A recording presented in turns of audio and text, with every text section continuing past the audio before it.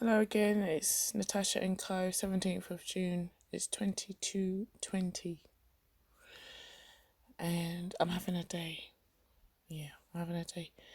So what I was saying earlier about the commissioning of people for the mission or the kingdom or however you frame having an altruistic focus of for your life and your service. But then I was thinking about how I often feel is un I don't always feel worshipful. I often do, but there are many times when I don't, and many times I have very good reason not to feel worshipful. And I was trying to think, I can very easily conjure up a hymn in my mind that relates to some type of appreciation or praise or worship, but I couldn't think of a single hymn or devotional song that reflects the real experience of, a deep sense of loss or disappointment. Anything where, your prayers in that instance were not answered. You might be able to say to yourself, oh, this too shall pass, or that this will be for a bigger or better reason. And all of those things could also be true. But in the moment, when you're feeling these strong emotions of loss and disappointment and rejection or attack or whatever it is that, is really hard to take, there isn't a song that you can sing that acknowledges that reality whilst also recognizing your faith in better to come. I wonder, I might have been mistaken, there might be something. I was trying to think of something. So that the only thing that I could come up with was that the hymn, I Will Be With You. And I think that's really lovely sentiment. But that in itself is a consolation for like a feelings and emotions that you haven't yet had an outlet for. I don't know if you're allowed to go to church and say, well, actually, I prayed and I fasted and it didn't come to pass for me. And actually, now I'm really suffering, I'm really struggling. Are you allowed to express that and just have that expression be held? Or do you have to swiftly whip it around into praise and worship for that which is surely to come? Because that is the desirable endpoint of your emotional state and your mind and your thought process. But I don't think people can realistically get there if they're not allowed to honestly and sincerely have an outlet for the disappointment and the pain that they feel when their prayers are not answered, or when they experience some sort of loss that's so deep and can't be replaced. There is so he's a poet, isn't he? Arthur Clough, Clough, writes about a similar sentiment, and that's the only thing I could find was in poetry. There's two poems, and I do like them, but they're a bit complicated and a bit long. So I'm just going to read a bit of both, because in these poems is the sentiment where he will express himself in his own words. So the poet is Arthur Clough, and the first poem is called Easter Day, Naples, 1849. It reads, through the great sinful streets of Naples as I passed, with fiercer heat than flamed above my head, my heart was hot within me, till at last my brain was lightened when my tongue had said, Christ is not risen. Christ is not risen, no, he lies and moulders low. Christ is not risen. Would thou the stone were rolled away, and though the grave found empty there, if not there, then elsewhere. If not where Joseph laid him first, why then where other men translate him after in some humbler clay, long ere today. Corruption that sad perfect work hath done, which here she scarcely lightly had begun. The foul engendered worm feeds on the flesh of the life-giving form of our most holy and anointed one. He is not risen, no, he lies and moulders low. Christ is not risen. What if the women, ere the dawn was grey, saw one or more great angels, as they say, angels or him himself, yet neither there nor then, nor afterwards, nor elsewhere, not at all, have he appeared to Peter or the 10, nor save in thunderous terror to blind Saul, save in and after gospel and late creed, he is not risen indeed, Christ is not risen. Or what if in, as runs a tale, the 10 saw, heard, and touched again and yet again? What if at Amas Inn and by Capernaum's lake came one, the bread that brake, came one that spake as never mortal spake, and with them ate and drank and stood and walked about? Ah, some did well to doubt. Ah, the true Christ, while these things came to pass, nor heard, nor spake, nor walked, nor lived, alas. He was not risen, no, he lay and mouldered low. Christ was not risen. As circulates in some great city crowd a rumour, changeful, vague, importune and loud, from no determined centre or of fact, or authorship exact, which no man can deny, nor verify, so spread the wondrous fame, he all the same lay senseless, mouldering low. He was not risen, no, Christ was not risen. Ashes to ashes, dust to dust, as of the unjust, also of the just, yea, of that just one too. This is the one sad gospel that is true. Christ is not risen. Is he not risen, and shall we not rise? O we unwise! What did we dream? What wake we to discover? Ye hills, fall on us, and ye mountains cover, in darkness and great gloom. Come here, we thought, it is our day of doom.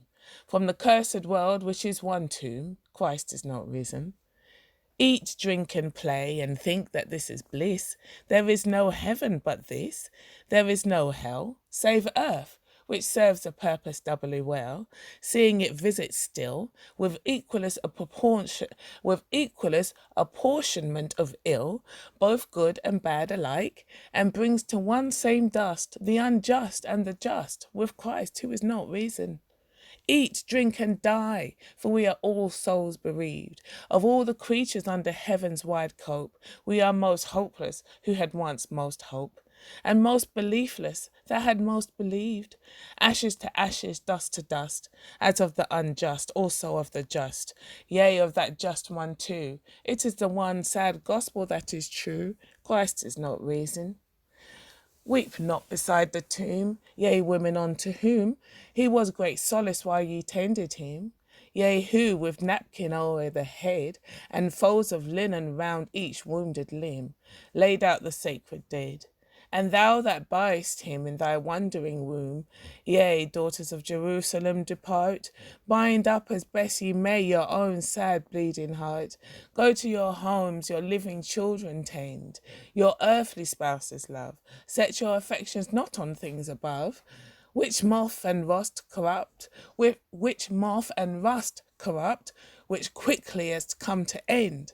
Or pray if pray ye must, and pray if pray ye can, for death, since dead is he whom ye deemed more than man, who is not risen, no, but lies or moulders low, who is not risen.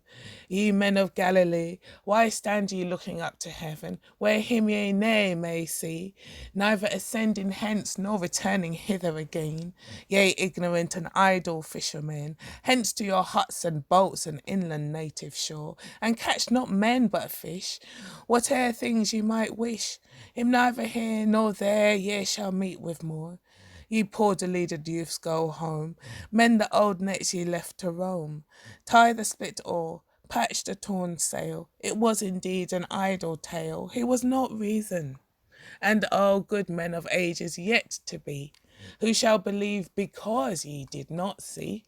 Oh, be ye warned, be wise, no more with pleading eyes and sobs of strong desire unto the empty vacant void aspire, seeking another and impossible birth that is not of your own and only Mother Earth, But if there is no other life for you, sit down and be content, since this must even do. He is not risen. One look and then depart, ye humble and ye holy men of heart, and yea, ye ministers and stewards of a word, which ye would preach because another heard. Ye worshippers of that ye do not know, take these things hence and go. He is not risen. Here, on our Easter day, we rise, we come, and lo, we find him not, gardener nor other on the sacred spot. Where they have laid him, there is none to say. No sound, nor in, nor out, no word of where to seat the dead or meet the living Lord. There is no glistering of an angel's wings. There is no voice of heavenly clear behest. Let us go hence and think upon these things, in silence, which is best. Is he not risen? No, but lies a moulders low. Christ is not risen? I'm going to take a breather and I'll read the second one. The second poem, it comes together, both the poems. So the second one is called Easter Day 2. It reads, so in the sinful streets, abstracted and alone, I with my secret self held communing of mine own. So in the southern city spake the tongue of one that somewhat overwildly sung. But in a later hour I sat and heard another voice that spake another graver word. Weep not, it bade, whatever hath been said. Though he be dead, he is not dead. In the true creed, he is yet risen indeed. Christ is yet risen. Weep not beside his tomb, ye woman unto whom he was great comfort and yet greater grief. Nor ye faithful few, that wont with him to roam, seek sadly what for him ye left, go hopeless to your home. Nor ye despair, ye share as yet to be of their belief. Though he be dead, he is not dead, nor gone, though fled, not lost, though vanished. Though he return not, though he lies and moulders low, in the true creed he is yet risen indeed. Christ is yet risen. Sit if you will, sit down upon the ground, yet not to weep and wail, but calmly look around. Whate'er befell, earth is not hell. Now too, as when it first began, life is yet life, and man is man. For all that breathe beneath the heaven's high cope, joy with grief mixes with despondence hope. Hope conquers cowardice, joy grief, or at least faith unbelief. Though dead, not dead, not gone though fled, not lost though vanished. In the great gospel and true creed, he is yet risen indeed. Christ is yet risen. And yeah, so that for me makes more sense as a process of his process of what he's experienced, and then what he comes to at the end of it. Yeah, which was then it would be easier to sing the hymn then. Yeah, it would be easier to sing a hymn of praise and thanksgiving once you've expressed whatever you're feeling, which is a sincere emotional response to being heard in some kind of way. So yeah, I'm not going to. Well, I am going to sing it, but I'm gonna keep it to myself this time. Yeah, I'm gonna keep you wanting more. Thanks for listening.